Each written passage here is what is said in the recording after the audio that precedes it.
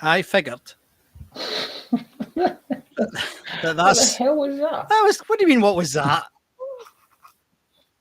That was iconic, mate. Well, I was expecting The usual shite. I was expecting something else. Right. Well, I didn't think it was appropriate because we're just having a blather. So, hello everybody. Oh, right, Everyone's there. There is okay. people there. Hello, folks. How you doing? Thanks for tuning in. I'm trying to find the chat thing. Here we go. This is this restream changing its thing. Here we go. Here we go. Just let me do that so folk can chat. There you go. How you doing? You all right? Good. Excellent. Am I meant to be seeing something? No, you're not. It looks exactly the same. You're not meant to be seeing anything. Nothing. But I tell you what, it's too damn hot here. I'm roasting. It's like Jesus Christ. It was 30 degrees today in the Wolds, in the Cotswolds.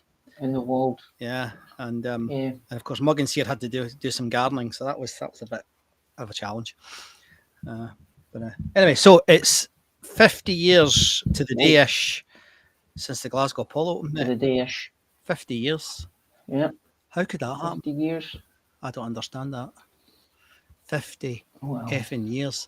Have you seen all the stuff on the internets?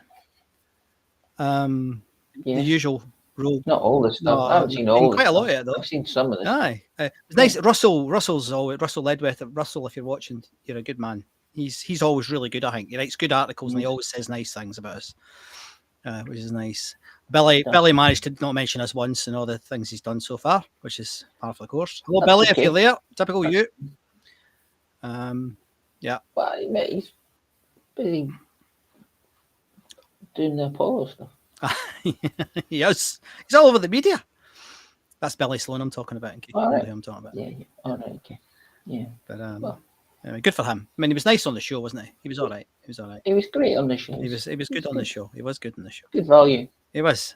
Cost us a fortune too, didn't it? Mate. So I can't even. Words can't tell you how. It doesn't matter. Right, move on. Yeah. Move on. So 50 years ago, Johnny Cash opened the Glasgow Apollo. No. How many nights did he play for? He played for 2. There's 2 days, but he did a matinee, didn't he? He did the matinee. There wasn't many bands did matinees at the Apollo, was there? In fact, was there anybody else? Did anybody else do matinees? Elton John. Yeah. Elton John. Yeah. Did anybody else do them? People? Duran. Hi, Bon. How you doing? Did the matinee.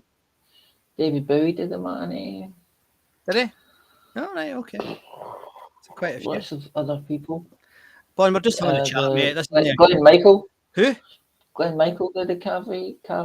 Did he? Yeah. Glenn Michael. Some guy did 3. I'm pretty sure some person did 3 gigs in one day. Did they? Yeah. Who's that? I might have just made that up. You made that up. Inaccuracies. Hello, Derek. How you doing? Yeah. But at least now I can get it. You can see it actually on the website. Yes. It's got 2 gigs. Now, if it doesn't show it very well, but it shows that's it. Good. Now, tonight, we're only going to have a blather. There's no music or anything. But if any of you guys would like to come on and be on camera, we've got open all cams tonight. I can bring you on. Let me know if you want to come on. It'd be good if you come on and have a chat with us because we've never done. We did that once, didn't we? I think we did it once. Or was that a mother thing? I think it was a mother thing. I did it, but it can be alright. It can be a right laugh. Yeah, it can be a right laugh. Here's Derek's. Obviously, ELP did 2 gigs. Right. Okay. 2 gigs twice. 2 gigs twice. Right, okay. So. Do you think that's because there was still folk asleep in the auditorium, so they just come back on again a couple of years later and kept playing to the same crowd? Or is that not very nice? Maybe they had bingo during the day. During the evening. So an ELP soundtrack. I don't know. I wasn't there. You better. I said maybe. I said maybe. Dear, but 6-ish then 9-ish. Derek says, right, Derek. Yeah. So they only played. All right. How long was the set for, Derek? Can you remember? I think it'd be like in the 70s. With the set's not a bit shorter then. Then they ramped up. For ELP, right enough. I mean, that would be like 2 songs. One side. You ever listen to the LP? Nah. Nah. Oh, yeah, I have. I find it 1.5 hours. Yeah, that's a bit standard. that's about right. I find them, obviously, the live, Thank the you. recorded was good. The one in the empty stadium was at Wembley, was it? That was quite a good. Fanfare for Common Man was really good.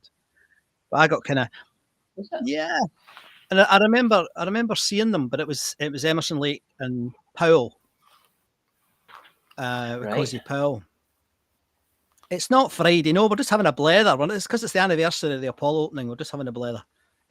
It's definitely not. Well, if it's Friday, I'm in trouble because I've forgotten to do something today. If it's Friday, And if it's Friday, I'm in deep shit. why is the sun shining? Yeah, but no, I saw Emerson, Lake and Powell, and it was they did that album. Oh, yeah. They did the album was in the mid to late or 80s or early 90s. I can't actually remember. And it was actually quite good. It was a bit more palatable than I think some of the stuff that they did early days. Right. What about Johnny Cash though? I'd love to have seen Johnny Cash. That's a great way to open it. I wonder if they marked it. Was anybody there? Did they mark the fact that they opened the Apollo with Johnny when he came on? I don't remember ever reading anything. I'm sure the wags were there. You know, the newspaper guys would be there to write their usual shit the next day. But yeah, but I didn't. I don't remember any fanfare or anything. No. Well, I don't. Derek loved the LP, yeah. So I was watching Glenn Michael's Cavalcade. Yeah, I was less than a mile away from it. Were you? Gosh, of course you were.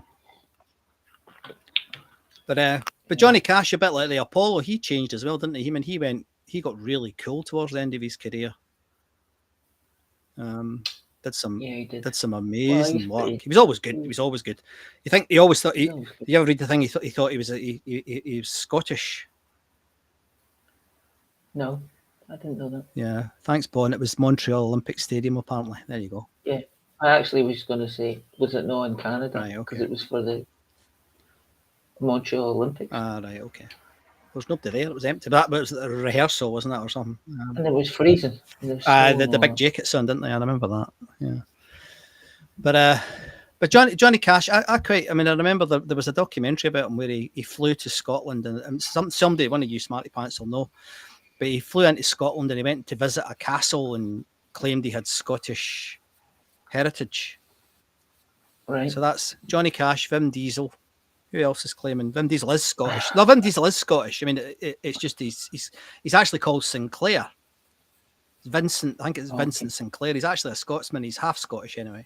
Who was the other ones? There's some weird ones. But anyway, Johnny Cash is some weird link to being Scottish. But can you imagine Can you imagine in 50 years? When did they open the SCCCCCCC? 93 or something, wasn't it? I just plucked that. I plucked that out of the sky there, guys. I don't know, but no, it wouldn't have been 80. It wouldn't have been 90 because I saw Tina Turner there in the. So it was 86 or something, was it? Or 80? Could have been 87. Yeah. We could look it up, but you know. We're not doing that tonight, mate. But can you imagine anybody giving a what about the SCCCCCC or the other one across? I can't even remember its bloody name. Well, I don't live in Glasgow anymore, so I don't know the names. But the armadillo, or the hydro. That's the one I was thinking about. You know, but you've got. I mean, it's quite nice. I've been quite pleased. Although there's the usual wags, but it's been quite nice, the response, because there's been a lot of folk talking about the Apollo, which is really nice. Been really nice. Just a reminder, if you just joined us, we'll open all cams tonight. If you want to come on and have a chat with us or tell us a story or just have a chat. I mean, it's not a show then, we're just having a chat, guys. You want to come on, let us know in the chat and I'll send you the link. I'll just stick it in the... In fact, you know what I'll do? I'll just stick it in the bloody... Here we go. Come on, Derek. Yeah, come on, boys. Right, here's the link. Just click that. That's all you do. Dunk. And that'll get you on the show. And that'll make you appear like magic. But I remember, I was trying to remember today when I first became aware of the Apollo, and I can't quite, it was probably you lot, it was probably at school, and probably If You Want Blood, I would think. Yes. I don't remember it specifically, but I think that was probably what it was. And then I remember going before I'd ever been to a gig. I used to go with you guys, and Ian Steele and Graham Potter and folk like that. We used to go to Glasgow. I don't know how my mum and dad clearly didn't give a shit about me because I used to go. I think I used to go in there when I was. I don't know what age I was, but I wasn't old. No, I used to go in myself. Like, aye. I did go there, like, but you know. And I remember the very first time I went in, and it was like, so that must have been 80, maybe 79, probably, yeah, maybe 80, I think probably 1980. I think that would make sense because the first gig I went to was 81. So I think 1980. And I remember walking in, and of course, the first thing you notice is the smell because the minute you went in, there was the smell. But I don't remember it coming across as a dump. You know how everybody says, oh, it was a shithole. Well, it was a shithole, but I don't remember it being a dump. But I was only 14 probably, so... well, you were coming from Carluke. Carluke. Everyone's relative, mate. But... so you were like, oh, wow. They've got seats here. They've got seats and carpets. Yeah. But... if you're used to... I mean, if you're used to the... Actually, another Greens building, the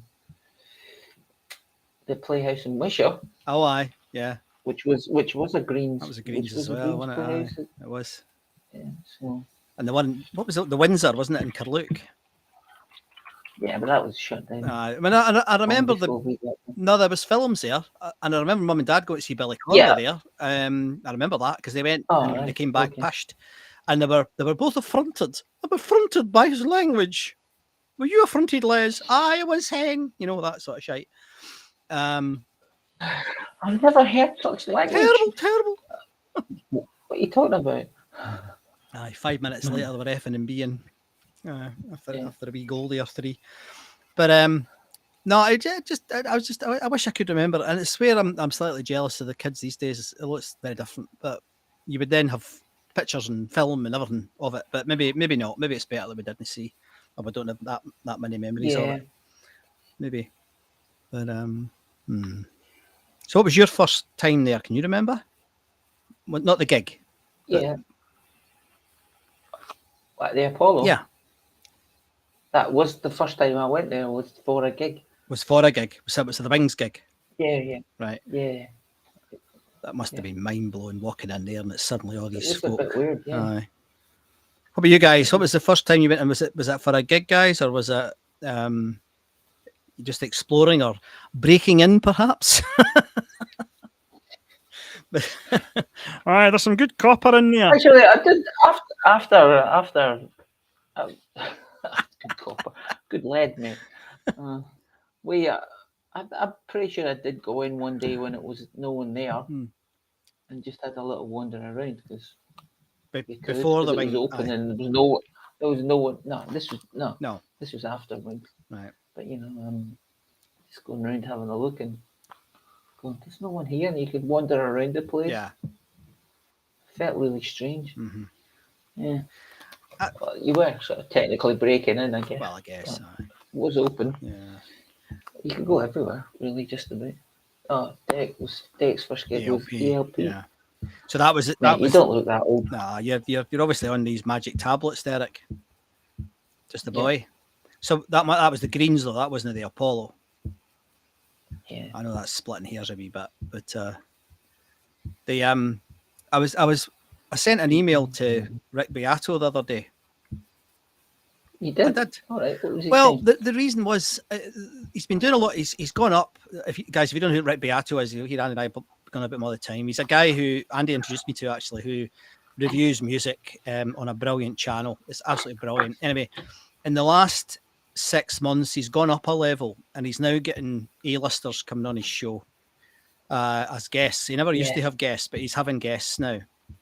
And recently he's had one of the guys I really like, Steve Wilson. He's had Pat Metheny. He's had the guy who produced Nevermind, the guy from Garbage. I can't remember his name. Rich. He was on. So he's having a lot of these really good guys on. And I was thinking about it, and I wondered, venues, and I know there's venues all over the world, like the Maple Leaf and in Toronto, and you've got the Apollo in Chicago, isn't it? And you've got the Marquee and all sorts of other places.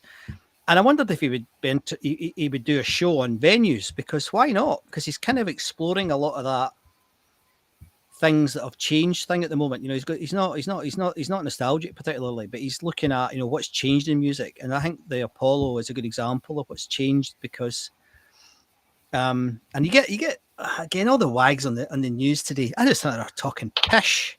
It was really good. It was a dump, and it was. But the thing that was good about it was that it was a dump, and it was open, and you could get into it, and you were young, you were daft. The kids today are young and daft. They're no different to what we were, but the music industry was different, and I think that's what the thing was. And as we said in that show we did, Andy, last week, I think it was to do with the way that it was managed, and you got a lot of acts that wanted doing tours that came, and that made it different. That was one of the things that made it different.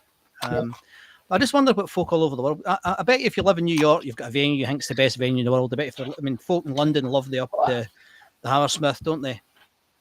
Well, in New York, they probably like the Harlem. Yeah. The Apollo. Yeah, exactly. In Harlem. Yeah. And I think that is interesting now looking back. But of course, it's looking back 2020 hindsight. But I just think it would be interesting for somebody like Rick Beato to look at venues and say, why is it that these venues were so highly regarded? Well, the reason is, I'd be interested in that. Oh, yeah. I see what you mean.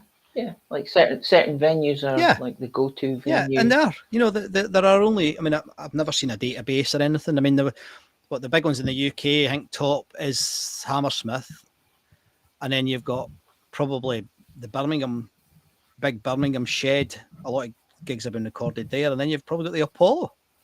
And it's interesting. Finch, Astoria in London. That was a good venue. That was a great place. A lot of live gigs there. I used to go there a lot. That was good. But the atmosphere wasn't good there. I never liked it. I mean, I used to go there a lot. And I mean, the whole building, the Astoria building, I used to go to because there was 3 or 4 venues in the one building. And I saw The Answer there and Black Crows and wow. Brilliant, absolutely brilliant. But the atmosphere wasn't. It's a bit like Edinburgh Playhouse. I loved Edinburgh Playhouse, but it never had that electricity that the Apollo had. Yeah, wasn't that dirty? It wasn't gritty enough for you, was it? I don't know. Well, that's maybe the scumbag Iker Luke thing. In Bonstein, used to get my tickets and go into the stalls to see what our view was like. That's a brilliant thing. I did that. I've done that. That's a brilliant. I don't think anybody's mentioned that for ages. Check it out. Make sure it's. Because you couldn't really tell from here. No, I don't remember. Did she have it was always a she, wasn't it? Did they have a seat layout that they showed you where your seats was? Do you remember? I don't remember that. Did they? They did it at the Playhouse in Edinburgh. I don't remember them doing that at the Apollo. Anyone remember that? Did they have I've seen seat layouts. I've seen maps of it. They must have done. They might have done. Maybe for Johnny Mathis, but yeah, you'll be there behind that pillar there. Yeah, they probably did it for Johnny Mathis. They wouldn't. They probably didn't. They probably didn't because that's why people ended up behind pillars. Aye, and very pissed off. Yeah. But you wouldn't be behind a pillar for very long, would you? No, you shouldn't get a shifty on. But they did later. Thanks, Derek. Yeah, there's only you two on because if there's only you two on, come on the thing. Oh, there's a few folk on. Got a bit more than that, mate. Yeah. Well, they can come on. No one's clicking the link. Click on the link and join us. Come on. Just come on for a chat. You don't need to have any special cameras or microphones or anything like that. If you want to come on. Yeah. If you've got a computer or a phone, you'll be fine. You'll be fine. Actually, the phones work. You've done the show on your phone, haven't you? Did it not work, Derek? No. That's a bit weird. Hang on. I'll try again. That's a bit weird. Should work. Andy just did it and it worked. There it is again. I'll put it on the screen as well. Should work, mate. Maybe it needs to be because that when it's in the chat, is it a live link, Andy? Yeah. So it should work. Aye, but half the seats were missing. You're right, and I think I probably said this on the show before. I remember meeting Frank Lynch probably about 6 or 7 years ago now, and he came over from the States, and he asked me if I could join him for lunch. It was like in the middle of England somewhere, Birmingham or something. And I turned up and we're having a chat, and I said, "Well, see this thing about because remember the bit in the musical, you know, the thing at the Armadillo. There's a bit where the two bouncers, Scott and Andy, are doing the ticket scam. Yeah, remember? And and I said to him, I said, "Do you remember any of that?" He said, "Nah, it never happened." I went, "It fucking did." It fucking did. I saw it, but he denied it. But yeah, that's typical Frank, I guess. But I mean, he's lovely. But I'm not sure he was lovely back then. But were you, Frank, if you're watching? Out of sight, out of mind. Aye. Just didn't he? Just that. Yeah, do what you like. But there used to be stories about, you know, secret rows of chairs underneath the stage that they'd bring out, and but I just remember them getting wrecked frequently. I remember falling my arse once. I think it was at a Kiss gig. I put my backside on the back of the chair, and the chair just collapsed. I ended up on my arse, and the guy behind me looking at me like I was a dick. What are you doing down there, man? Lifted me up. Yeah, it was funny, but yeah, I think it was one of the. But you just can't imagine it now. I mean, I go to one of the. I hate the place. There's a place in Birmingham. It's called the Birmingham Symphony Hall. Right. And it is, honest to God, Andy, it's like going to a gig in a toilet. I mean, it's like, and I mean a clean toilet, not an Apollo toilet. You get in there and it's like, oh, hello, you know, and it's like, oh fuck, here we go, you know, and they show you to your seat with a torch and stuff, you know, and it's like, you know, and I went to see I mean, it serves me right. I went to see Big Train there. I'm going to see them on Monday, actually. Is it Monday now? Next Monday. But I went to see Big Train, and they're pastoral rock. I mean, what am I doing at a Big Train gig? I don't know what you're doing. But they're great musicians. Just it's a wee bit. But you can never imagine that at the Apollo. I mean, I never went to that sort of gig. But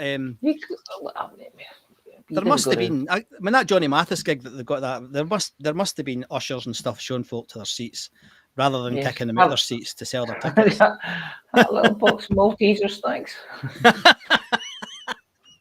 Would you like Maltesers? Ice cream? What are they called? These wee pot things. Has anybody tried that link? Try that link if anyone wants to come on. Hang on, what's going on here? Dunk. Yeah, it's just, well, when the last big gig I was went to see Paolo Nutini, and that was at a place in Sydney called the State Theatre, which is very ornate, beautiful theatre, amazing, lovely, and but it's, you know, it's all barcodes, you know, usual barcodes, all that stuff, and on saying like the Armadillo, you're absolutely right, mate. Yeah, it's all barcodes, and then you go in and they've got like little line for where you sitting, and you join another line. Yeah, and they'll take you to your seat. They'll line you up, and you're like, God, it's just there. Somebody's saying the Symphony Hall isn't that posh. The acoustics are fabulous, especially with a full orchestra. Really? Who's that? Who's saying that?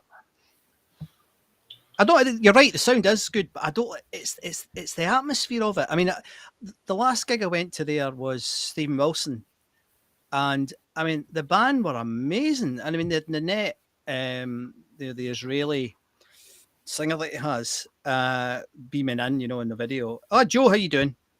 And it was amazing. But Joe, it was basically maybe it's just age stuff, but there was a lot of shiny heads. And there was a lot of tooting and, you know, don't talk during the gig, you know, that sort of. And maybe I'm just harking back to when it used to be. You are mad. I probably am. So do you go there, Joe? Obviously you do. How you doing? Go, Joe. By the way, it's really nice that you come on. But it's kind of I miss that. Instead, there's another one in this area, the Civic in Wolverhampton. That's the opposite sound wise to the Birmingham Symphony Hall because it's like the sound is awful, and they've just rebuilt it. Well, they've refashioned it apparently, so I'm hoping that's going to improve. But of course, you're a singer, aren't you, Joe? You're into choirs and stuff, aren't you? Is that right? But anyway, so I think because the sound at the Apollo, I always remember the sound at the Apollo being really good, but maybe it wasn't. Maybe it was just loud. But some of the recordings are pretty good. Yeah. But I when we went to see Whitesnake, I thought, it sounds amazing. And then when we heard it on the podcast, I was like, that doesn't sound that great. Dave didn't sound quite as good on tape as he did live, did he? No. Derek's trying to Are join us. Are you ready in Wu-Tang? Right, I'll tell you what, Derek. Are you ready in Wu-Tang? Hold on. Derek, I'm just going to send you the... I bet like, remember Tom Russell said it. Hang on, I'm doing two things at once here. Why am I doing two things at once? There he is. I think in the moment, that's what's important. It's not the... Just click that. It's in the chat on Facebook, Derek. That'll work, mate. That'll work. Yeah. I was watching something on the TV the other night, and there was guys in the audience, and they had their phone. It was a sit down gig. Right. It was a sit down gig, and there were people like this. Oh. The band was there, and they were like this, and I'm going, dude, they're right in front of you. Once there were guys like two rows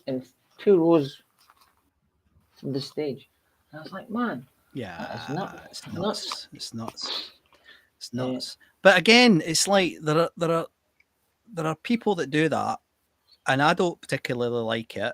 But then, if you were at the gig and they've done a good job of filming it, you're quite grateful. I mean, don't we wish that there was more of the Apollo shows recorded? Well, they should do it like what they should do. Bands should do what they. I don't know about this, but in the darkness. Yeah.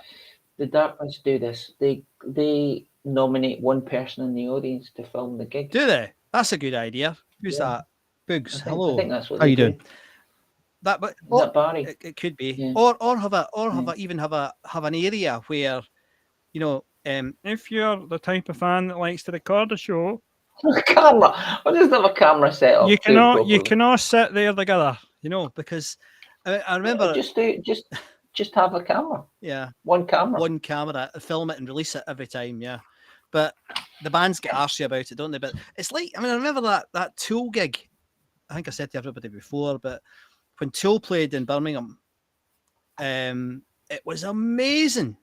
The gig, but they were absolute musical fascists. I mean, they said as you went, everywhere you went was, do not use your camera. If you use your camera, you're out. And they literally did it. And they were very clever, and it's slightly sexist, but it definitely worked. They had a gang of maybe 50 beautiful young girls, and they just walked in and said, sir, out. Madam, out. And it worked. There wasn't any trouble, but there was a lot of folk chucked out in the first 20 minutes. And then at the end, one of the encores, Maynard said, right, you can put your phones on now. And the whole place, you know, it was like... All right. Yeah. Well, but, if I think, well, I remember someone recently said, has anyone got any, might have been that young journalist guy, Declan. Hey, I think Derek's got it working. There we go. Right. And he said, I think he said, you're on, Derek. There he is. How you doing, Derek? There he is. Can't hear you yet.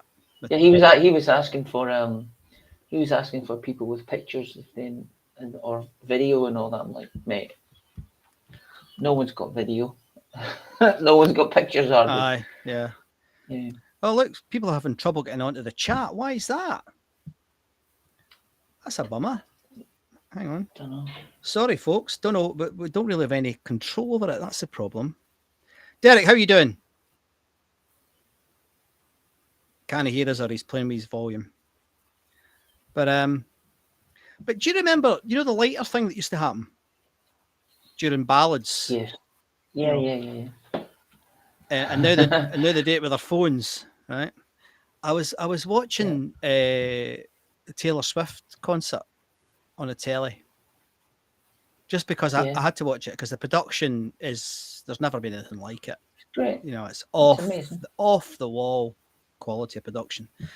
And what she's done now is they're all getting, I've seen other bands doing it as well, but the crowd all got different coloured lights and they can play with them. Yeah.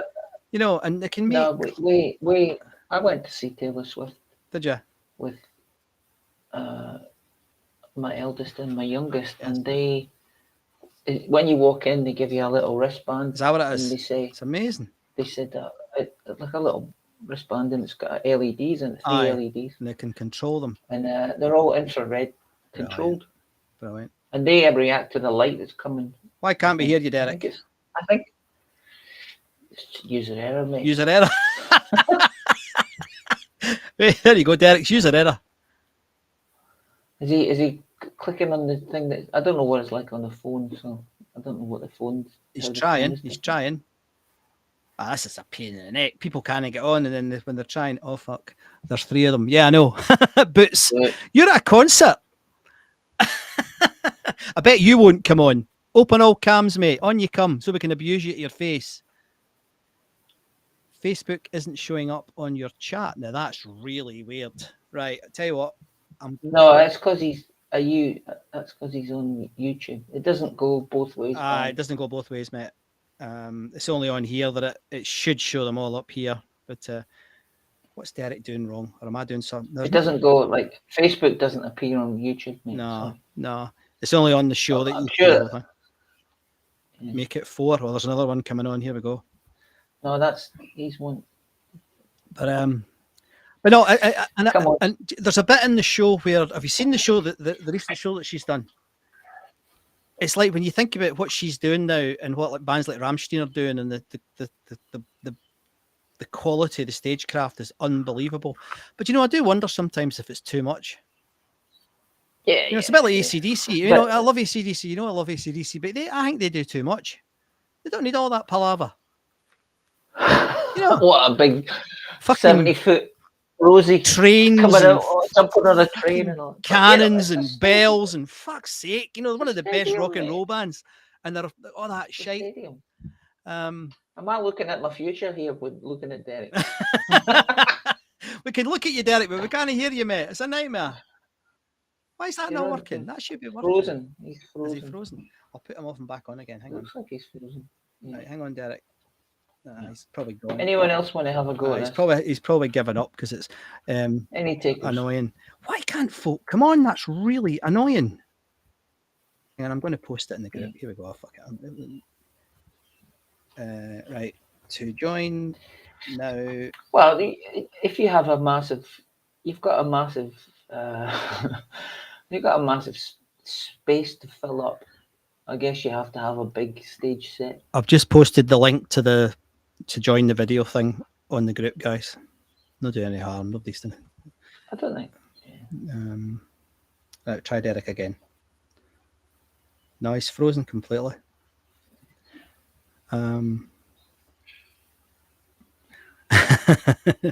Signing for the deaf, yes.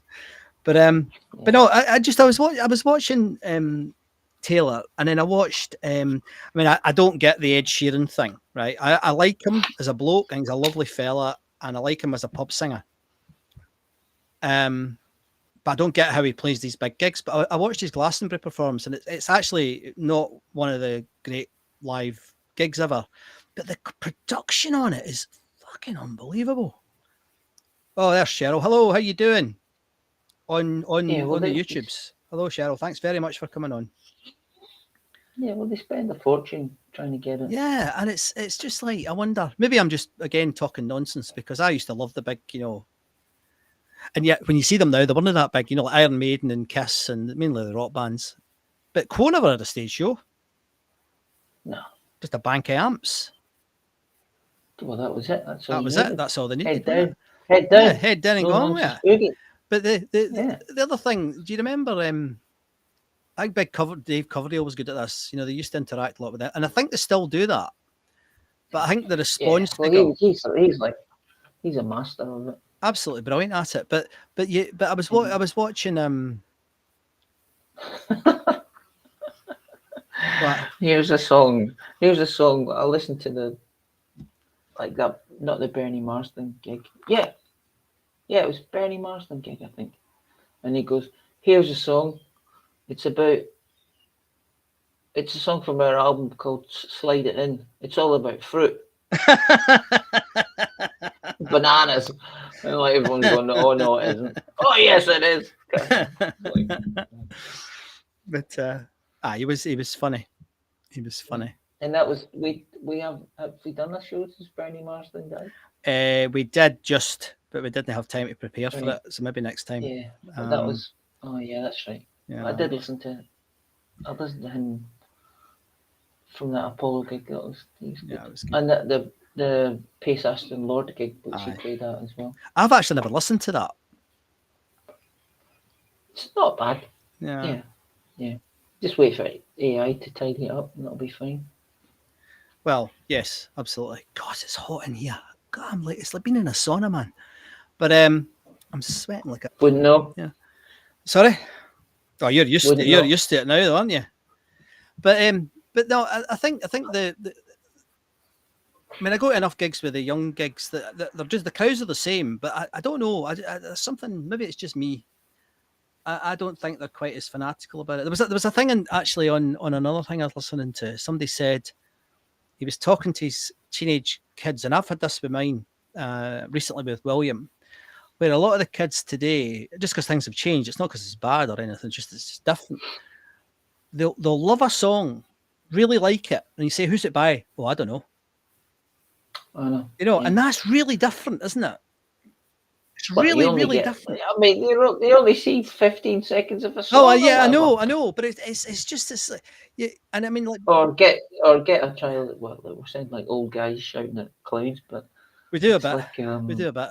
Well, we are. But it's fucking stop it. Yeah. But if you say, I remember being in the car with the kids and then going, and they'd be playing music and they would never finish the song. Yeah. 45 seconds, a minute maybe. Yeah. And they're like, next song. But Billie Eilish does it well. She's I think she's done a good job of it. Yeah, come on, Boots. Get on. Get on, Boots. Go on. Click that link. It's on the Facebook group. Get in there and click it. Come on, say hello. But so, anyway, back to the Apollo. Who was the gig after Johnny Cash, Andy? Can you remember? Top of your head? Probably not. There's a website. Not off the top of my head, but I could just have a wee look. I tell you, whilst you're doing that, right? Somebody posted the Billy Sloan, he did an interview, like a video interview, Billy, about the Apollo. Oh, right. Yeah. Okay. Now I haven't looked at it yet. I haven't watched it yet, but somebody posted, talking about the Apollo, the height of the stage. Now, Billy always exaggerated deliberately the height of the stage, right? He said, "Oh, it was 25 feet." No, it wasn't 25 feet. Yeah. It was between, 12 feet, it says in the plans. Anyway, but some lag comes on. I just want to be clear for everybody that the Apollo stage was not 15 feet, it was 9 feet, because I saw a man taking pictures. You know, and it's like, dude. I mean, know why? Because there was a platform, you know, like the Akadika gig, you know, there was guys taking pictures. Yeah, there was a platform there.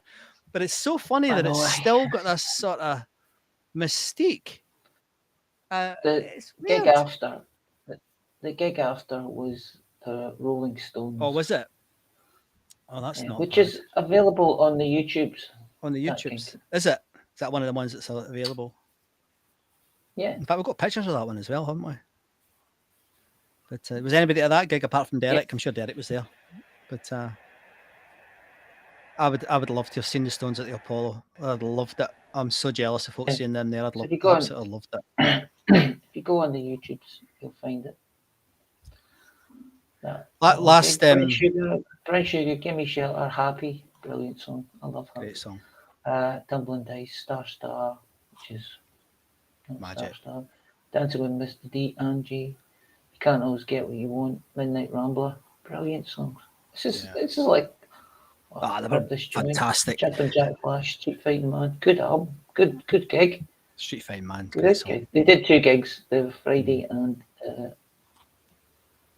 no, they did the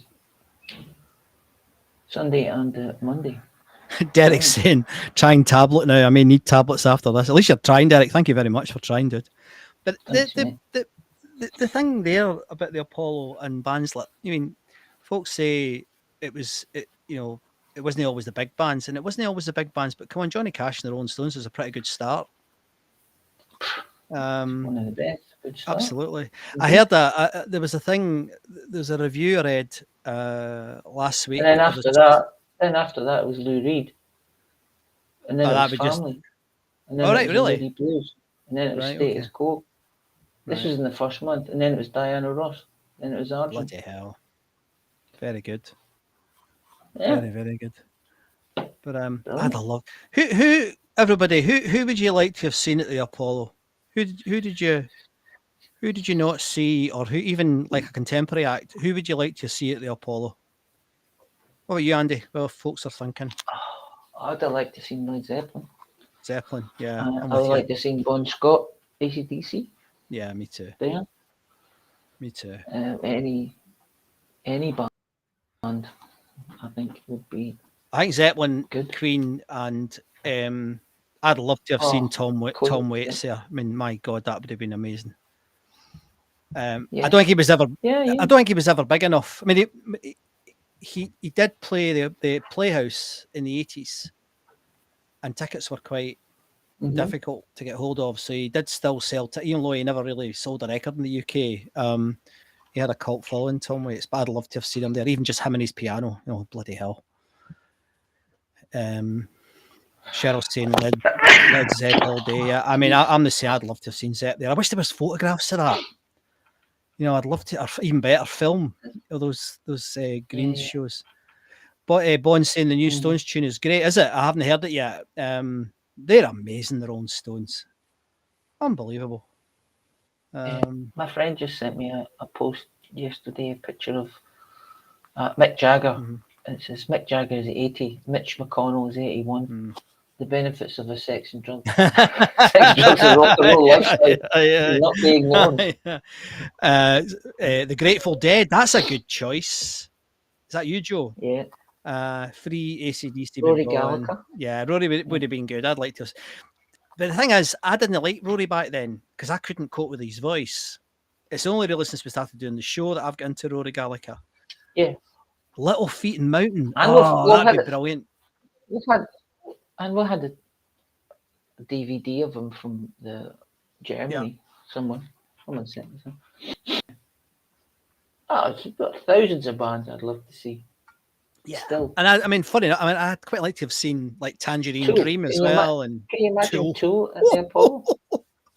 No, can't imagine it at all. That would be nuts. That would be brilliant. What a band. But no, actually, I'm just going on. That would be great. But I'd quite like to have seen. I mean, this is the. Please don't tell anybody I've said this. I saw Tool at the Barrowlands. I did as well. And Perfect Circle. All right. Okay. Yeah. I saw Tool with.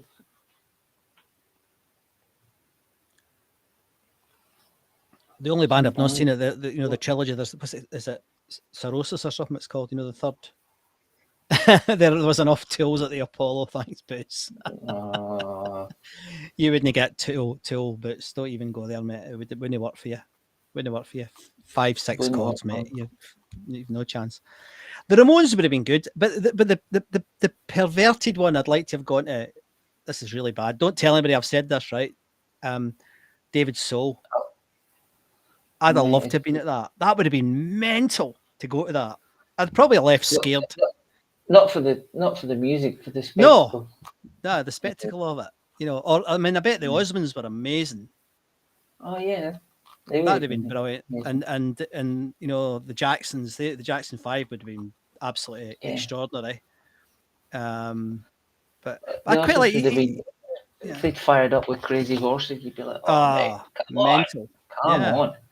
But some of the sort of the less well-known acts, that like one of Boots' Devo. I'd quite like to have seen Devo there. Oh yeah. You know, and because I don't know, these take your Pampers to David Soul. Right, okay. But it would have been good though. I mean, it's meant to have been the most violent gig ever at the Apollo, the most damage, most people kicked out. You know, bouncers tell stories about it. There's no recordings. I don't. Well, is there? I've never seen a recording, never seen a picture. But it was his first gig. His first ever gig was the Glasgow Apollo. You know, and it's like, what? And this is a guy who's not a singer. It must have been absolutely mental. You would be pooping in your pants, aren't you? Yeah, exactly. Exactly. And but just a reminder, we're on open all cams. It doesn't seem to be working for Derek, but if anyone else wants to try it, I've posted the link multiple times in the chat, but it's also on the Facebook group. It should be at the top. Come on, have a chat with us if you'd like, folks. I know folks are trying. I don't know what's wrong with the Facebook group. I'm really sorry. Facebook's getting more and more and more annoying every week. We do this. Yeah, and they're not even trying. Do you know we got? I think I said this a couple of weeks ago on the show. Our very first show, the pilot show, we've done 115 shows now over the space of 2 years, and the very first show got banned last week for copyright reasons. I mean, what? On what? YouTube? No, on Facebook.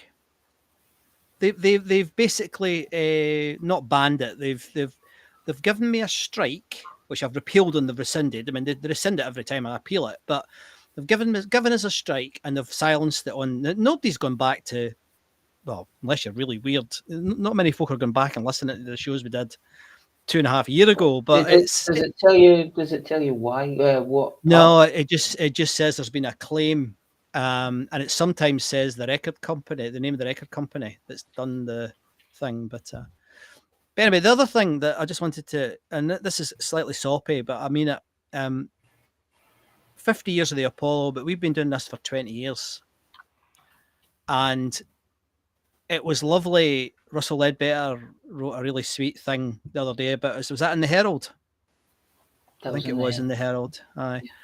Russell, mate, thank you if you're out there. That's really kind of you to be so kind. But this has been something that has meant the world to me, and I'm sure to Andy. And since we started doing the show, it's just been amazing to meet so many lovely people, and it's been the best. The best bit. The best bit is the fact that we don't all like the same thing.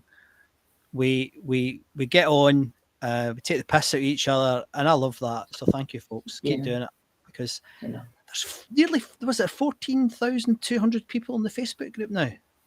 Nearly. I mean, what? I mean, I don't understand that, but so thank you. It means an awful lot. And we started just with me and you.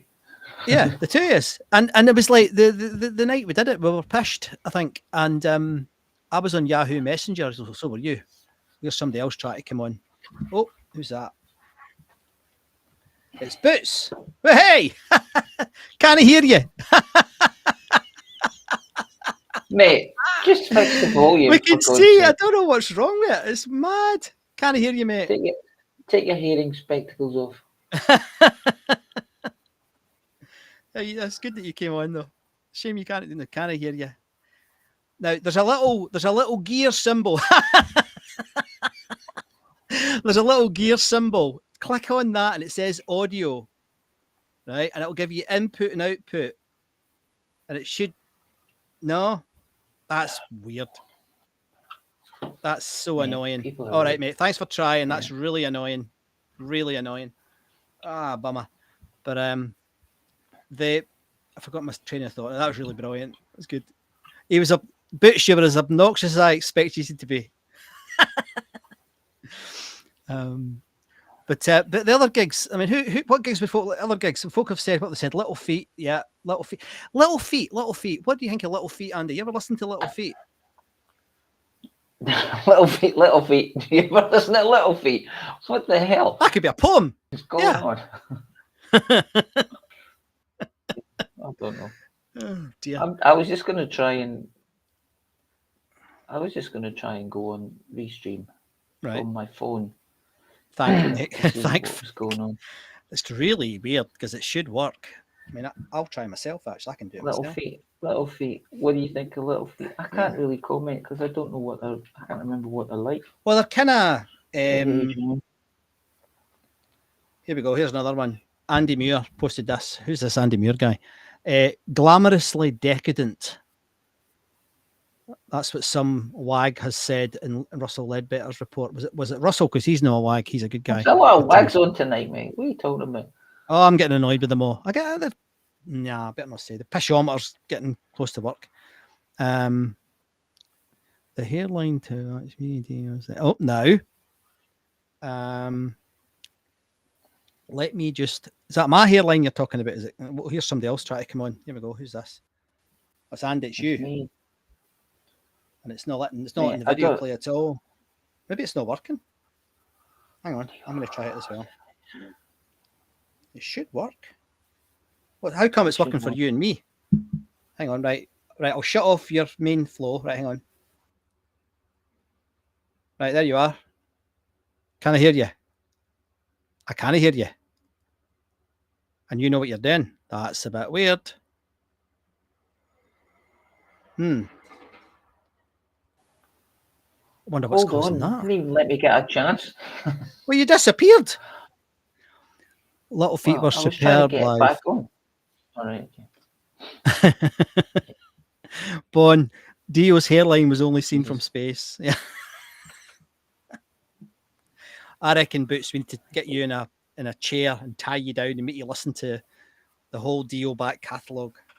Probably take about a month for you to listen to the whole thing. Hang on, I'm going to try it as well. Hang on. Audio device.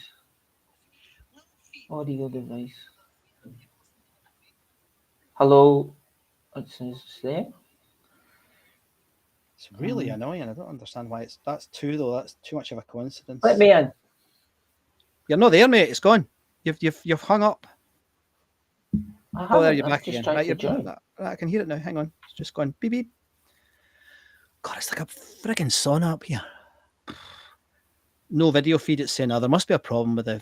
Oh no, it's back now. Hang on. Right, I'll put this one off. Hang on. There you go. No sound. Right. So there must be a wee problem somewhere. That's never happened before. But how come it's working? And I don't understand. Hang on. Am I doing something stupid? Oh, I can hear you. Speak. Can you hear me now? Yeah, I can hear you. Yeah. So that means the problem's between the keyboard and the chair. Derek, Boots, come on. Try again. Right, I'll go back on then. Right, you're back on. Oh, here's somebody else. There's Barry trying. Here we go. Right, Barry. Hi, Barry. Hey, can hear you. There you go. How you doing, mate? You all right? Yeah, I'm still here. Barry's an expert at this. Haven't seen you for ages. So long time. Busy. Bowling club and Friday nights have been. Oh, you've been out boozing, mate, haven't you? Been out boozing. Well, I'd be disappointed if you were doing anything else. But how's the road anyway? Good. It's really good. It's good to see you as well. So, I mean, there's a load of folk on here, which is lovely. What was your thing about the Apollo? You know, it's 50. Can you believe it's 50 years? No. What was your? It was the Quo, 1976, 10th of March. Right. That was my first gig. So that was the live. Gig. Was that the live recording then? It must have been. Yeah. No, was it live? No. That was before that. 6 months later. Right. Okay. Well, yeah, that as well. Yeah, on my birthday.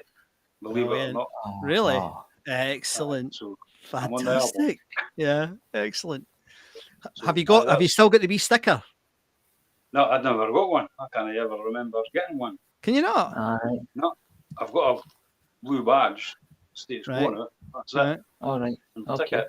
But I didn't get I'll tell you what, mate. I'll see if I've got. I had 5 or 6 of them. If I can find one, I'll send you one. Because I was given some by the guys at Talisman who made that 3.5 hour documentary. Because they were the last guys that were given access to the building, and when they went into the building, they basically took their bags with them and just kept. Here's someone else trying. Oh, it's Derek again. Here we go. Hello, Derek. Go on, work. Oh, Right. there's a bit there, mate. How are you doing? Fine. How you doing? Can hear him. We can hear you. Hey, We have contact. the professor has made contact. The volume was switched off, but it's come on. Ah, right. It might have been Andy. It wasn't me. But Can you see me now? we can see you now. Right. So All I'll right, see.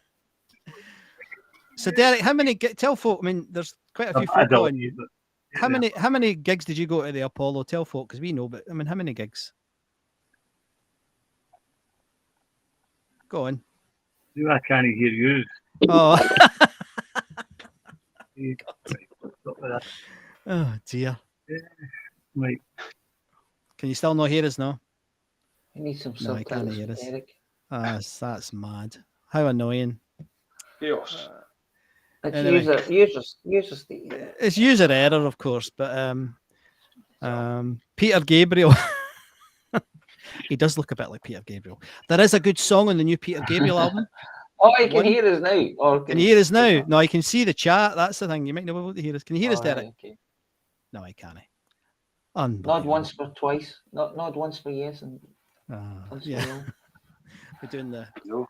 But Aye. Takes a ship right to work it, yeah, it's not that Takes a difficult. ship right to give them work. Everyone listening to you on the computer. But I can't. All Right. All right, mate. All right. Well, thanks okay. for trying. Thanks for trying. Technology. Oh, yeah. It's just the tech, eh? But without the tech, we'd never have done this. So I guess. Anyway, I'm going to ask what's happening with the meat? Anything?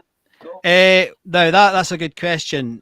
Nothing, because I've failed dramatically to get something organised. Cheryl, hiya.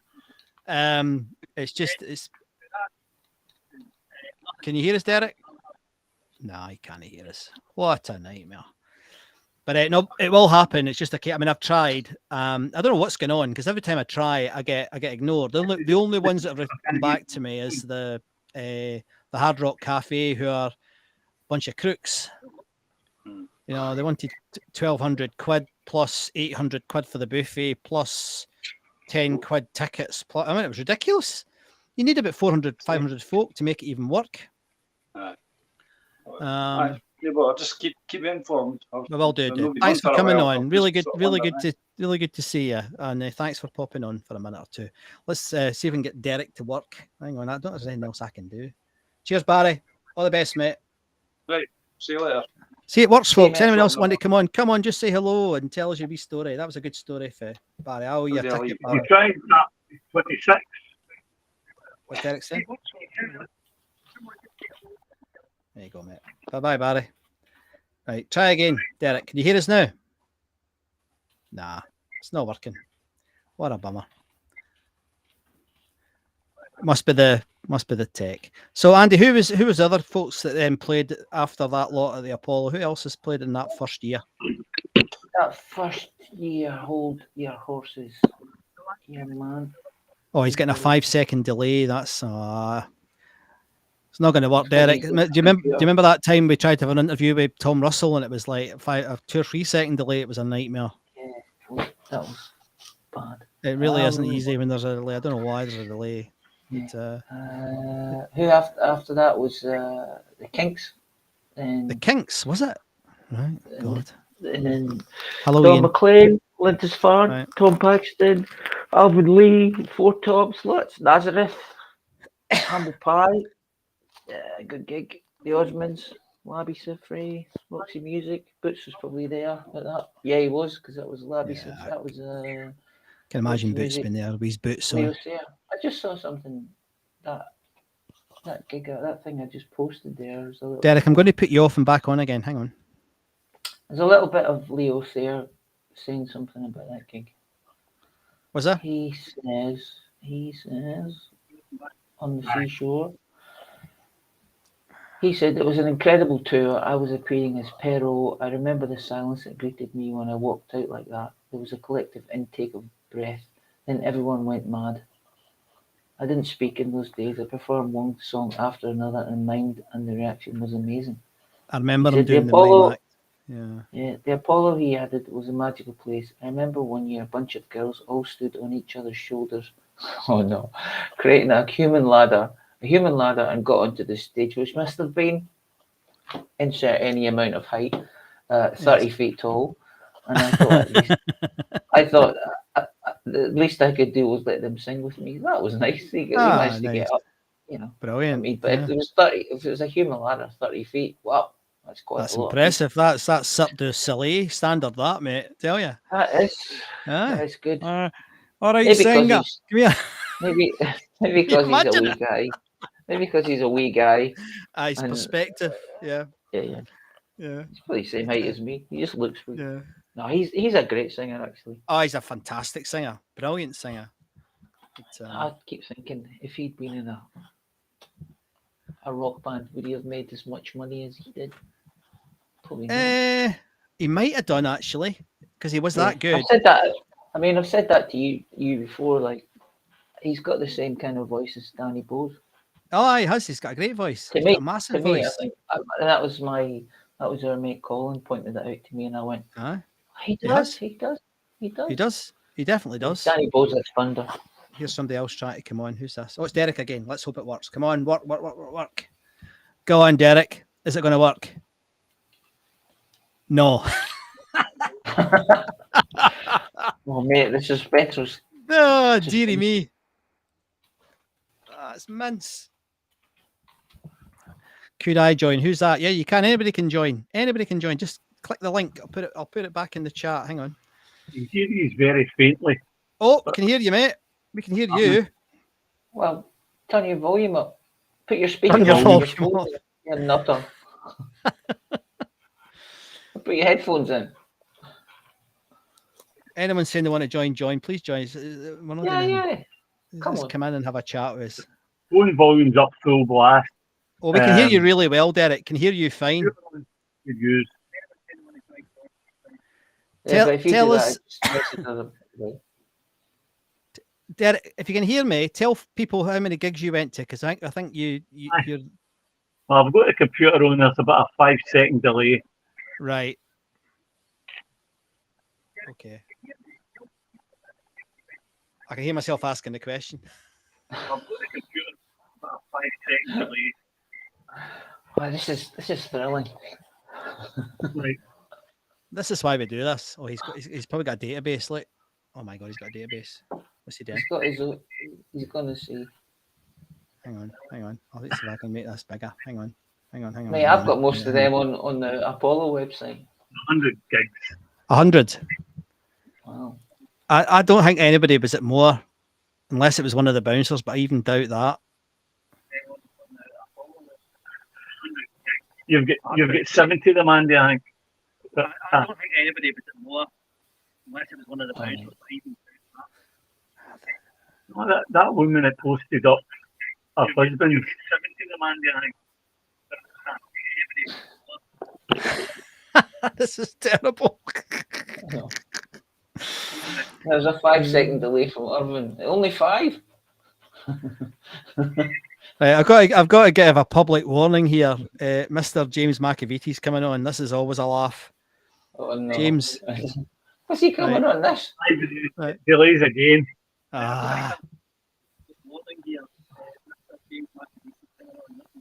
Sorry, Derek. I don't know what's going on, mate.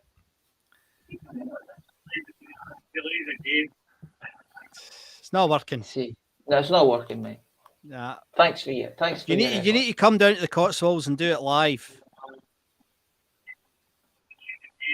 Hello, can you hear me? We can hear you. How you doing? No bad. Can you see my video? We can see your video. Hang on, I'll put you on there. There you go. Okay. Hello, everyone. Now, wait a minute. You're far too young to have been at the Apollo. Were you a fetus? No, I'm not a fetus. No, hello. No. I'm not a Apollo fetus. No. Hello, everyone. I'm a post-Apollo member. Hello. Yes. Good afternoon, all. So what is it? Right, I mean, poor Derek there. That's a nightmare. You're not getting a delay at all, are you? He's gone. Oh, Derek. Oh, poor Derek. So what is it? Right, that's interesting. Thanks for coming on, James. What is it about? It's 50 years since this place, and you're what age are you? I'm 26. 26. You don't look it. No, you look at least 40. But anyway, the reason we're taking the mickey out of him is we know him from the Zoom call. He comes onto the Zoom call, folks. If you don't know, anyway, we know James. So how come you're so interested in it? The reason I'm so interested, I remember my dad used to always talk about it. Saying he went to this gig and that gig in Apollo. So I just kind of looked into it, looked up the website, Glasgow Apollo, saw the website, and then started. And it's also a combination of my love for 70s music, and I like a lot of 70s music. So if you join the two facts of my dad telling me he's wrote these concerts when he was younger, plus my love for 70s music, bang, join the two together. Right, okay, that makes sense. I know your answer to this, but I'm going to ask you because folks won't have heard you talk about this before. But do you know the sort of the current generation, you know, your age and younger? What's their relationship with music like these days? Try and be balanced, James. I think the best way to describe is fragmented. Fragmented. Yes. Yeah. Everybody likes their own pocket of things. I'm not saying there's obviously big things. Obviously, in my generation, Yeah. It goes by my methodology of rap is crap. But I mean, there's a lot of people who do like the R&B. I'm not going to diss them for what they like. They can like what they like. Yes. At the end of the day, but there's also a sort of crowd of people who are into like. There's still a wee bit of an aftermath from the sort of almost like the rave scene and the Eurotrance scene. Yeah. People into dance music. So I remember when I was younger, when I was leaving school, for example, people were going to Creamfields. And that's, I remember Creamfields. Yeah. That's this big, mad, stupid event in Belgium where all these people who are out on drugs and all this big, mad music. People who like indie rock and rock music, we are there, but we're not exactly in the mainstream, I would say. There was a. I heard something on the radio the other day. What do you think of this? Somebody said that rock music has now gone the same way jazz went when rock and roll arrived. You know, it became a niche, but it's not just rock music; it's also pop music. There's even because the domination of the market now by what they call urban music and all the different types of urban music is 90%. I mean, any top 10 any week is 8 or 9 acts. Well, it's usually somebody featuring somebody else. So it's completely dominant. So all the other types of music, apart from urban music, and it's not British urban, is it? It's American urban, isn't it? Mostly. It is interesting. You know, I don't really understand it because I can't relate to it, but it is interesting. Sorry for buzzing in. No, it's all right, mate. It's all right. You've obviously got people who are interested in things like grime and stuff. Yeah. Obviously, a sort of London-based, sort of almost like a sort of black-based sort of rap that's influenced this. I think that was started like in the early 2010s with people like Tinchy Schreider and all that. Yeah. And people who sing in all grime is basically just rap in a London accent. Yeah. If I'm being honest. I mean, I did at Glastonbury this year. I saw a couple of grime artists, and on the big stage, it just washed over me because it's amelodic. So I mean, I don't quite get the amelodic part of it. But then there was a guy, another grime singer, who was one of the rooftop guys. You know, there was a thing during COVID. I think Andy and I spoke about it before, where there was a guy started to do gigs on the rooftops in London and Tottenham. And he had a band. Remember, it was, what were they called, Andy? Can you remember what they're called? I can't remember. But anyway, it was in a tent. That's Rooftop That's Collective. Rooftop Collective. That's exactly. Well done, mate. Right? That's right. So the Rooftop Collective was like I guess the nearest you could describe it, sort of crowded housey, but British. Anyway, this grime artist came along, and you would never put those two types of music together. But tell you what, it really worked because the grime guy was telling stories. And it worked really well with the melody that was from the Rooftop Collective. So, I don't know. But Would that have worked at the Apollo? It probably would have, because I mean, you see these Tea in the Park videos with these grime artists and these rap artists, and the place goes mad. Aye, it's not that they don't work. It's just Yeah. not exactly my cup No. of tea, so to speak. And I find it grim, to be honest with you. I find it Yeah, I don't particularly like it either, but it's kind of like, all grim is basically grime without the E. You know what I mean? It's yeah. at the end of the day. Go for it, Derek. Hi, hello, Derek. Welcome to Billy. Joe's saying she'd love to see Billy Mackenzie. Great band, really good. Billy Mackenzie and the Associates, brilliant band, great songwriter actually, top songwriter, quite underestimated actually. There's so many bands. I mean, even if you think about it, Apollo stopped in 1985 with Style Council. If you think about it, even up to the late 80s and then the 90s and then the 2000s, how many good bands kind of missed out because the Apollo demised almost. And how much potential I think could have went. Right, we're going to let Derek in, see if it can work. Please work. Hello, Derek. How are you doing? Can you hear us? I can hear you. Hi. Yes. Excellent, mate. Thank you. Let's switch him off now. Switch him off Right, now. that's it. 5 seconds of fame. No. That's very much.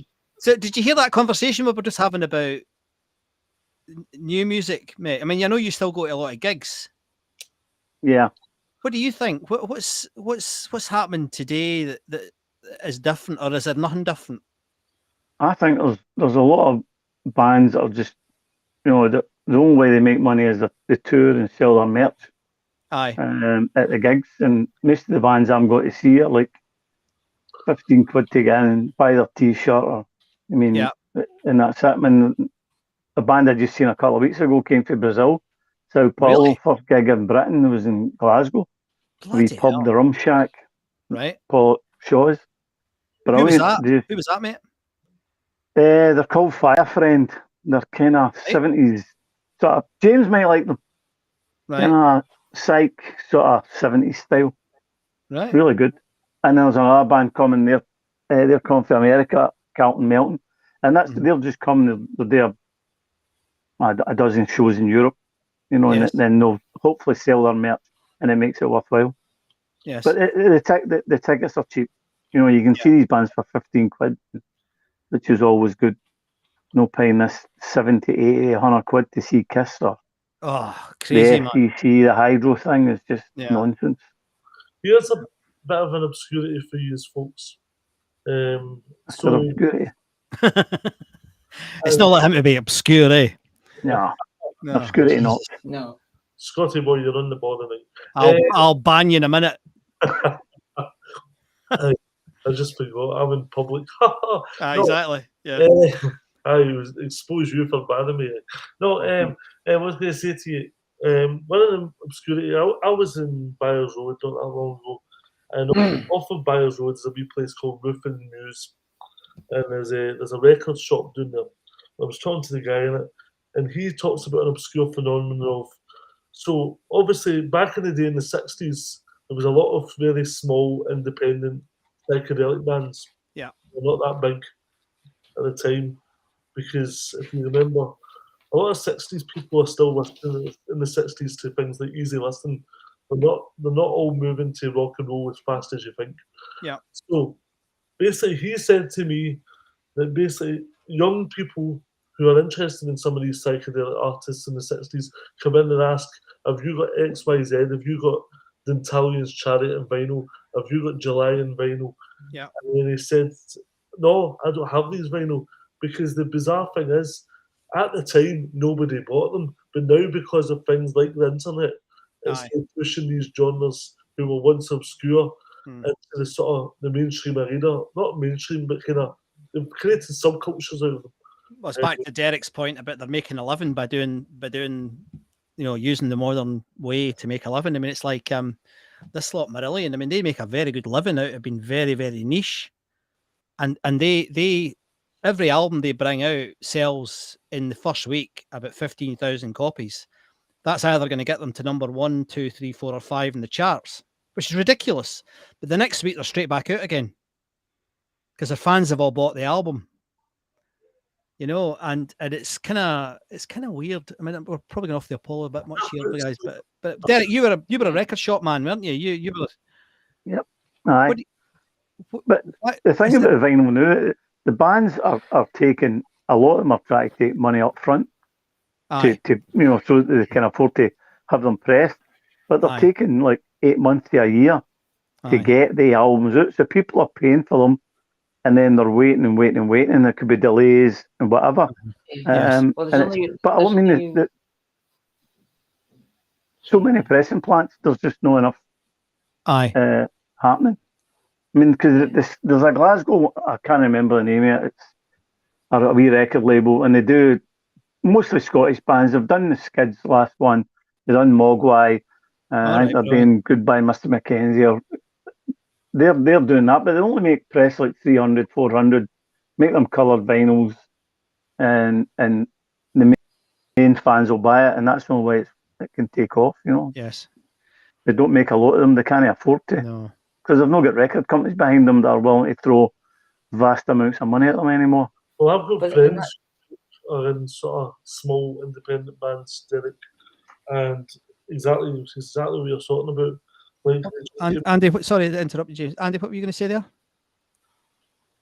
Well, I was just going to say when Derek was talking, there's only one company now makes the vinyl. Is that right? That makes a plastic in the world. Is that right? Yeah. Right. Yeah. There's only one company. I didn't know that. I did not know that. So if they go, then there's no more records. Well, unless someone starts up again. So.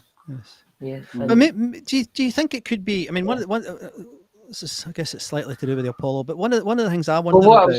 Sorry, when you go, Andy. What I was going to say was, like, in the past, it's been said before, like people would make a record, then tour the record. Now people do a tour to make a record. Aye, it's the opposite way, isn't it? Yeah.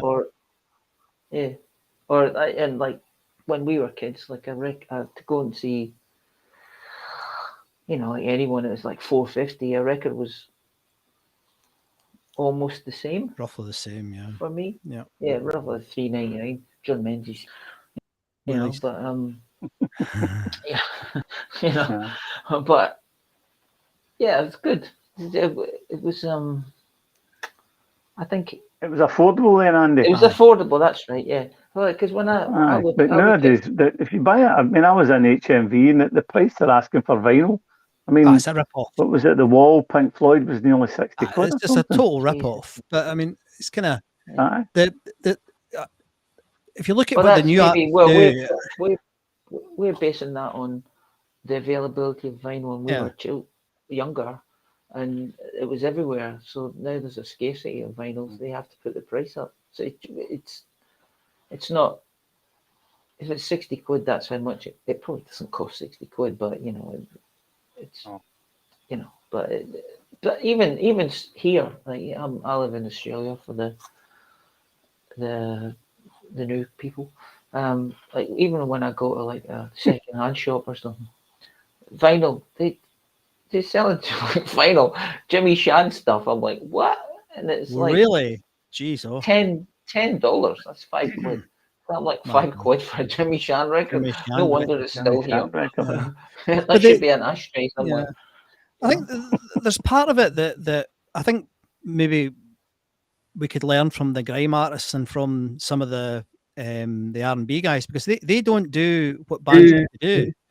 They do the sort of, you know, they will literally, like Drake will do this. Drake will just release an album. He won't tell anybody he's about to do it, and he'll just do it, right? And of course, he goes straight to number one. And it used to be they would you know, have a single, then 6 months later they'd have the second song, and then they maybe bring the album out, and there might be a third single. I think a lot of bands could learn from that, the R&B guys, because they don't do it the same way. Everything, it's that fourth wall thing, you know. They show their lives, and I don't know if I like it, but you know, if you want to know what Billie Eilish had for her breakfast, you can find out. And there's very few of the rock bands trying that. A lot of them just give up, and they think it's still going to work the way it used to work. It's not. And it's the same with a lot of. I mean, I think there's a lot of bands could do a lot more to get, you know, different types of music in the charts, but a lot of them aren't willing to do it. And I quite like. I mean, I'm prattling now, but I quite like the collaboration attitude of the grime artists and the R&B artists, because why is there no more collaboration between bands? You know, oh, James is gone. Why is there no more collaboration between bands? It just doesn't happen. No. You know, you've never seen. You know, you get the occasional, you know, the Rolling Stones with Queen, or you know, the odd song U2 and BB, or you know, some, but it's really rare. Whereas in that other market, they're at it constantly. Every fucking song is a collaboration, and I don't know. I think that's and they're bringing up the young artists. It's a marketing ploy, you know. And I just think sometimes it's the same with tickets at gigs. Folk moan about the price of tickets. The kids are not making any money out of these albums. I mean, there was a thing last week. They were publishing the income from Spotify. It's useless. That's ridiculous. It's useless. You know? What they're charging. Yeah. And unbelievable. So Derek, what right back to the Apollo. You went to 100 gigs. Right. What was your favourite gig ever at the Apollo, and why? There's that many of them were really brilliant. I mean, obviously Zeppelin, Westbrook and Lang I thought were great as well. Probably because the Skinner one, because I got backstage and met them, would be Here he goes. The most memorable, because I met them all apart from the original lineup was Alan Collins, because he wasn't feeling well. Right. And that was our first ever gig in Britain, and played Glasgow, and that's the story I told when we crept underneath the stage. Me and my mate, there was all these tables and chairs under it, and we fought our way through all these. Brilliant. And we get into the change, and and they were all there apart from Alan Collins. So mental. We met him on T-shirts and drumsticks and all the autographs, and spent half an hour with him. And then we get kicked to it. But so that's very memorable. And then met Leon standing outside after it, just at the side of Mr. Chips, just at this, with a bottle of American, whatever it was. It wasn't Jack Daniels. It was probably, I don't know, whatever, some American bourbon anyway. He was absolutely steaming. And my mate says, "You want to swap hats?" So he swapped. My mate Winker got a 10-gallon hat off of Leon Wilkinson, and he got a and he had it pinned up in his wall in Easter house for years. Fantastic. Probably lying in a bin somewhere. So that was good. Well, here's a story. That was it. So and then they all went away in their wee van, and we said cheer up and everything. And so that's a special one. But and then obviously Golden Earring were on with them, but we'd seen them already. Aye.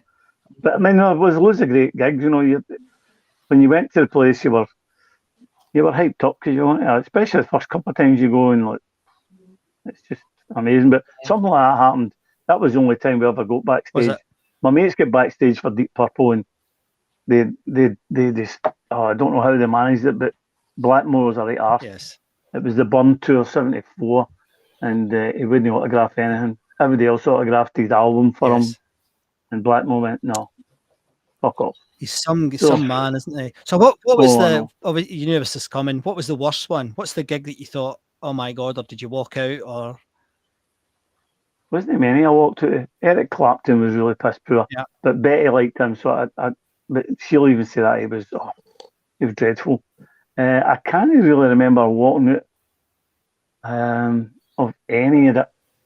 I left early after Journey because we were going somewhere, me and my mate, and it was really foggy. I always remember that. Somebody brought it up the other day, and it came back to me because I remember going through Bar Head and head out the window because I thought there's something on the windscreen. Oh, really? But it was just the fog was that thick. God. And the Bar Head Road to Ayrshire was really quite a wild, quite a bad road. Was Steve Perry in the band then? Was that? Yeah, he was there, and Neil Sean, Greg Rowley. Brilliant. Can't remember the other ones, but Pat Travers was brilliant. They were good. Pat Travers was a good band, I don't remember.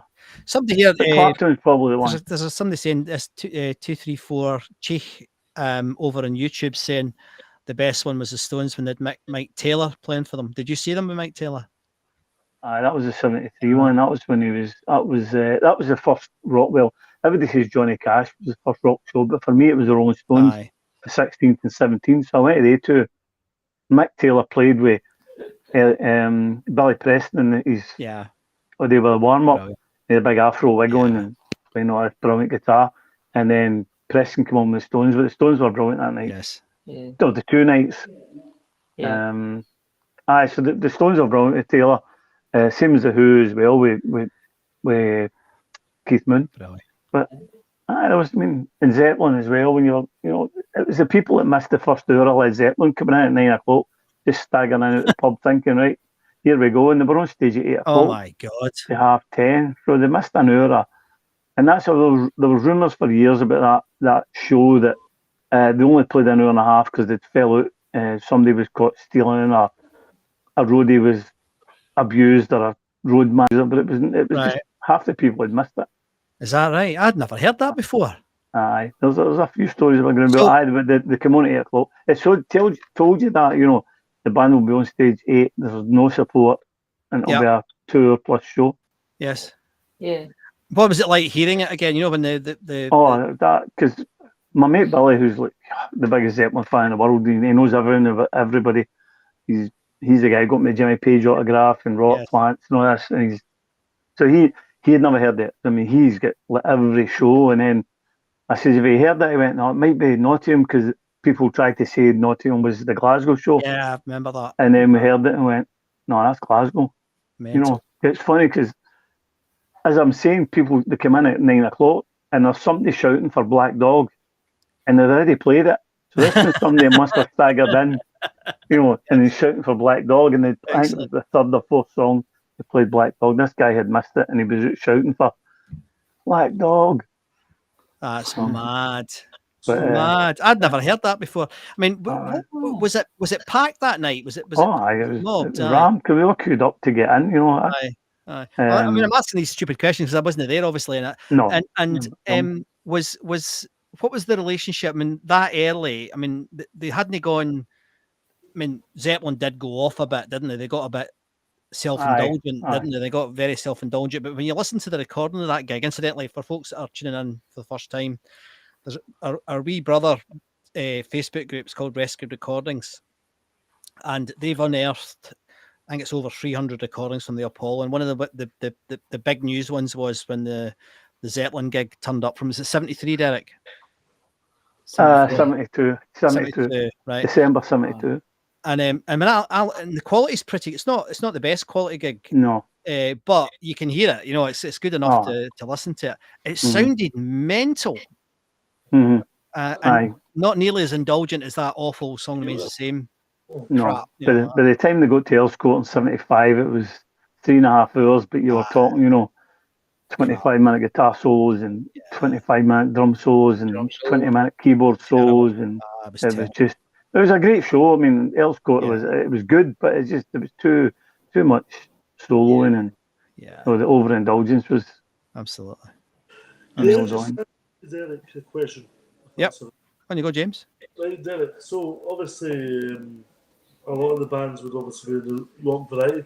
Was there any bands that sounded actually better in studio albums than they did live? Because of obviously the technical advancements, obviously from moving from the technology, moving from studio based to live can sometimes be problematic. You hear that a lot nowadays, but I don't know, was that similar then, or did you have any? Live was always different because it was you can't reproduce some of the stuff they played. The one that always got me was Deep Purple when it came to Child in Time, the guitar solo, the Blackmore. He never ever replicated that guitar solo ever. He had bits that were in there, but he never actually played, the definitive version on the album. Yes. So, but the thing about these songs is when they were live, they could maybe go off a wee bit. There was a lot of bands Deep Purple played the same set every night. Cole played the same set every night. They never changed. Yeah. But there was bands that they would jam out. Zeppelin would do it a wee bit. West Coast and Lang done it. There was loads of bands would change it. Golden Earring done it as well. Yes. But a lot of bands, obviously in the days, they all had maybe 2 albums or something, and they having to play for an hour and 40 minutes. They would pad it out with, I'll just go into a wee jam session, or give the drummer 20-minute drum solos. Did you see one of the things that happened this week? There was somebody posted a picture from Ian Gillan's recent documentary, and Ian's a Glaswegian as well, and he's half Glaswegian anyway. Mm-hmm. He's another one, and in the background there was one of the paintings from the Apollo. Did you see that? Aye. Yep. that was magic. That really made me smile when I saw that. I really liked it. Cracker. It was brilliant. He has fond memories. He played it quite a lot. You know, he was with Deep Purple and Soul, and he was good. I saw him on the Magic tour at the Apollo when the topless lassies and all the nonsense and it was his voice at that point was just amazing. Amazing. I mean, unfortunately he's not so good now, but I haven't heard him for years. So he's an old man now. So I mean, it's not his. I mean, God, give him a break for God's sake. But my God, back then he could sing. I actually was lucky to see him. I don't know if you saw it, Derek. He did that Garth Rocket and the Moonshiners tour. I remember I heard you talking about it once, but no. That was ridiculous. Seeing him in a pub, you know, in the venue in Edinburgh, it was ridiculous seeing him at that gig. I was talking recently to one of my friends, and he was telling me he was at one of my friends. He's now 64, and he used to work at Listen Records in Glasgow, underneath the Helaman's umbrella.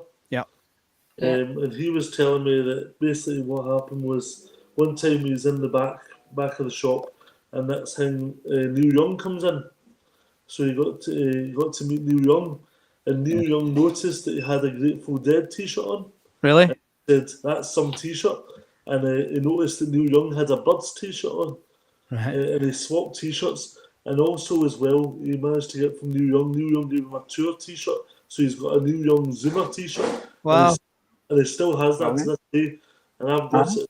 He kept it in his jaw, and he brought it out for me and showed me it a couple of weeks ago. Fantastic. And it's just like, and it's stuff.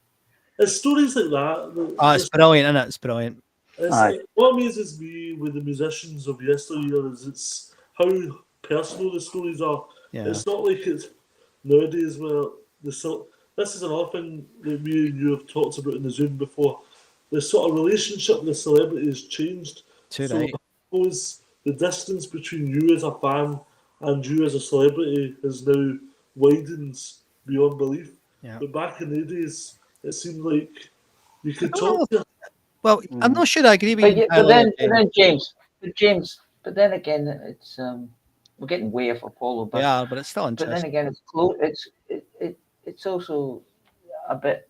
It feels might be a bit closer as well because you've got their celebrities are pushed to put more of themselves into social media. So you like when we were kids, we knew nothing about who Ozzy Osbourne's wife was. Well, I didn't. No. You know, or who his children were, or what kind of dogs he's got, or what kind of Lego he likes to play with, or can he do colouring in or anything. Nothing like that. All we knew was Ozzy's coming, and then he's got a new guitarist because the guitarist was. You only found out it was the guitarist dying from Kerrang or something because it wasn't on the news. It wouldn't be on the news. But I mean, one of the Andy's. I mean, remember that ZZ? Remember that ZZ Top gig at the Apollo? Yes. That was mental because I know you'd heard of them, Derek, because you mentioned it to me before. I'd never really heard of them. You know, I'd kind of seen wee bits because it was kind of before they were.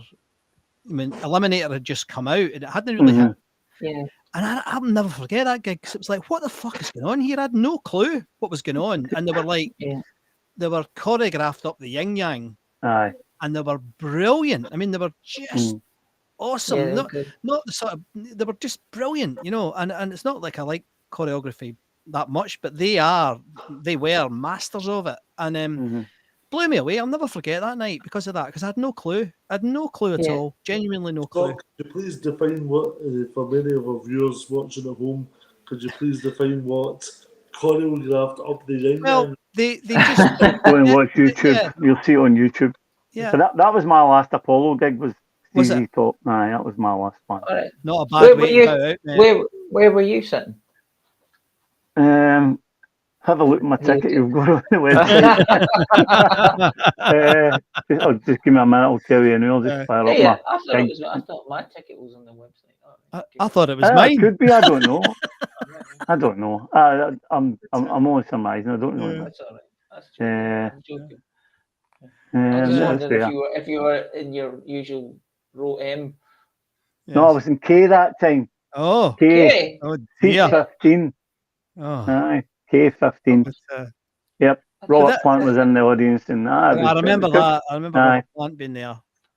But Aye, that was a great show. That was amazing. that was a brilliant. I had show. been into them for probably Tres Hombres 72. So, and they'd never been to Britain. They came to London. How did you hear about Tres Hombres? How did you know about ZZ Top?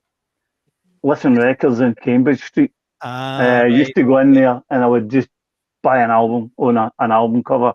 And I'd done it with Tres Hombres. I'd done it with Axe Victim, Be Up Deluxe. And I'd done it with Montrose because I went, oh, Montrose is in Scotland.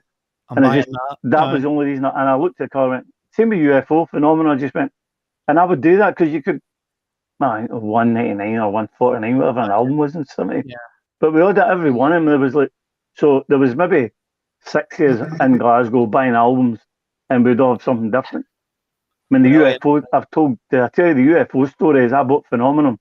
Right. My mate bought UFO 2 live, Yes. which is a guy called Bolton on guitar, which is a different lineup apart from Phil Moog. So he gets home, puts that on, it's space rock. It's not very good. Yeah. And I've got Phenomenon. So I've played it and went, Jesus Christ, how good is this? And this guy, Michael Schenker. So I phones Billy up and says, Billy, what the fucking album? And he went, this is shite, Derek. I've never heard so much shite in my life. I went, no, you're kidding me. So we went out to his on a Saturday night, bus up to Easter House, and he put it on and I kind of looked at it and went, Billy, that must be a different band. It's a different band. Aye. And what it was I think it was Morg, and I'm not sure who else was in it.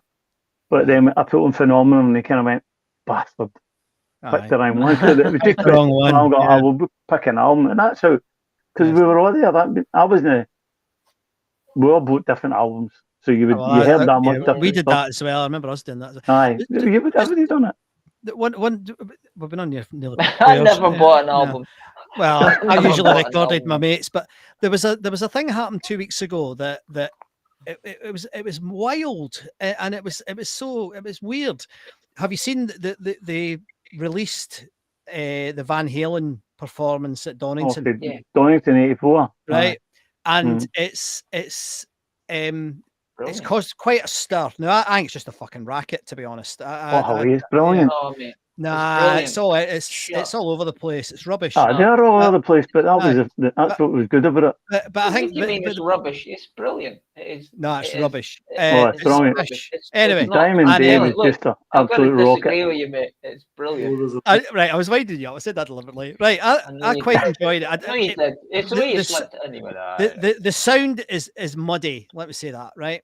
But it was brilliant because when I was there, and I didn't like them that day either. I didn't like it. I thought they were all right, but the sound was terrible. Sound was awful, but it was amazing seeing it though, because that was right at the peak. Certainly for me. I mean, Andy and I are slightly younger than you, but seeing that was amazing because it brought back the energy that we used to see a lot. You know, you seeing a video that there's very few videos. There's so few videos, unless they're polished up and they're overdubbed. And I mean, that was raw. You know, that was absolutely. Cheryl, you're off. Thanks very much for putting up with us, and we'll speak to you soon. Bye, thanks very much, Cheryl. Thanks for coming on. But that it's like I remember the White Snake gig, the ridiculous White Snake Commando gig was a great gig, and I remember when that came out, and it's now on the YouTubes, you can watch it, and that's a raw show, really raw, underproduced. There's no dubbing or any shit on it, and I really like that Van Halen thing, despite the fact I'm not a big Van Halen fan. I like them. I like Van Halen 1 and I like 84, and that's it. I don't like anything in between. But that was an amazing moment for me because I was sitting there thinking, God, I want to see videos of these gigs. You know, I used to go to and I went off looking for recordings of shows from that era. And there is shows recorded, but there's not many of them. No. And it's describing that really helped. Bonds said it perfectly. Sheer raw energy. They were manic, and they were without a doubt they were on something, every one of them. Oh, aye. I still wonder if it was backing tapes, because if you notice it one bit when they're playing, it's something up in 1984, and actually Eddie's playing the keyboards, and so is Michael Anthony. Aye. If you look to him, I'm going like, why the two of them? Because it's just a wee simple, the wee simple thing. Why the two of them on the keyboards? So, and it sounds very similar to the album version, but aye. A lot of bands did play backing tapes back then. You know what I was listening to during the week trips? Who's that? Riot. Has anybody? I remember Riot. We've probably all seen Riot. Aye, Riot were brilliant. They were a good band. Great band. Yeah, I only discovered them because that, unless people in the home don't know, but I'm a very big into the genre of power pop, which is music based on the 60s, played later. Bands like Badfinger, the Raspberries, etc., etc., etc. Anyway, so the story goes, I was listening to a playlist called 100 Best Songs That Are Power Pop, that aren't actually by power pop artists. So Riot came on, and they had a song called "This Is What I Get." Riot, power pop. There's one song by Riot in their first album called "This Is What I Get," right, which is absolutely power pop to characteristics. Which is pretty mental for a metal band. Aye, very good. So I was quite impressed. So that's a band I was listening to during the week. So I'm going to ask the people in the comment section, what is some of the stuff you've been listening to during the week? Here he goes. He's away. He's away in one again. He's away. Right. Well, I'm going to bring it back to the Apollo. Right. Good man. Sorry, James. James. The first year of when the Apollo opened in September, right? Mm-hmm. And for the first year there was 54 acts in 3 months. Was there? Jesus. Yeah. Well, 54 gigs. So there's more than that because there was support acts as well. But so that was, last gig of the year was the Faces. Now that would have been a big gig. That would have been brilliant. That would have been brilliant. Somebody's asking why don't Glasgow City Council open a new Apollo? Well, I guess they've tried. They've got no money. That's not going to happen. It's not going to happen. It's not up to the council to open a venue. Yeah. When you see the size of these artists, guys like Ed Sheeran, I've nothing against the guy. I don't get him. Lewis Capaldi, don't get him either. But terrible. They can fill out Hampden. 3 and 4 nights at Hampden. 6 nights at Hampden. And you're like, I know and they're basically buskers. Ed Sheeran is. I mean, Ed Sheeran says it. I mean, he doesn't even try to pretend he's a pop singer. He's a fucking pop singer. And that's how it's moved on to the days of when we were going to see bands. As you say, it was a album tour. Promote the album. Nowadays, these guys just go in it's a stadium. Yeah. There was. Have you heard the Ed Sheeran stuff? He's a death metal fan, Ed Sheeran, and he's done quite a few. Like he loves Bring Me the Horizon, and he guests with Bring Me the Horizon quite a lot, and it's really funny watching it because he's not a rock star, he's not. He's and I like him. He's a good kid. Nothing wrong with him, but he comes on, and of course, Bring Me Horizon, whether you like them or not, are a rock band. It's a racket, but I don't like them. Oh, it's a racket. I wouldn't say rock band, a racket band. I've heard some bad bands, but that Bring Me the Horizon and what's the other one? Very similar. Paramore. Name. Paramore. No, they've gone a bit wimpy Black Brides. Taylor Swiftish. I know who you mean. SIXTH. Oh Jesus. Indulge Your Escape Plan. There's another. They're mad though. They're mad. Oh. They're mad. I mean, they would have been good at the Apollo, I think, because they were like a heavy, very, very heavy version of the Ramones, Aye, maybe. Aye. Yeah. We're probably less musical. You can't hear a thing. I mean, the guys the guys in that band are technically brilliant. I mean, they probably are. The music's just so difficult to listen to. Yeah. Henry Rollins likes them. He talks about them quite a lot on his podcast. Yeah, he's quite a fan. Because they're uncompromising, and I mean, they are. I mean, and the way they jump about, I don't know how they play and jump about like that. Dillinger Escape Plan. They're mental. But they'd have been great at the Apollo. Do yourself a favour and don't listen to it. Don't listen to it. All right, okay. I'll listen. Bring Me the Horizon. Bring Me the Horizon and Empty the House. You're into the neighbourhood. Do you remember that other mad one? What they called it, My Chemical Romance? Yeah. They were kind of gothy. Yeah, power pop. punk. I don't know. Not really my thing either, but no, not me Remember neither. all these bands when I was growing up? We had all these sort of bands. I think the best of the. When you were growing up, you're 26, James. you're 26, you have Egypt. Yes, but I did have a grown-up phase. Come on. He's looking for his second spurt. He's got a face for radio. I want to ask a question of the folks that are listening and of you guys. One type of music that we don't have enough recordings of, and it's the sort of the gothy, Susie and the Banshees type stuff. Oh, and punk. There's very few recordings, and I know a lot of these. Susie was different, but a lot of these bands were shit live, but they were great fun to go and see because they played two chords, jumped about, and spat at you, sort of thing. You know that. But have you listened to the Susie stuff? Sounds absolutely terrible.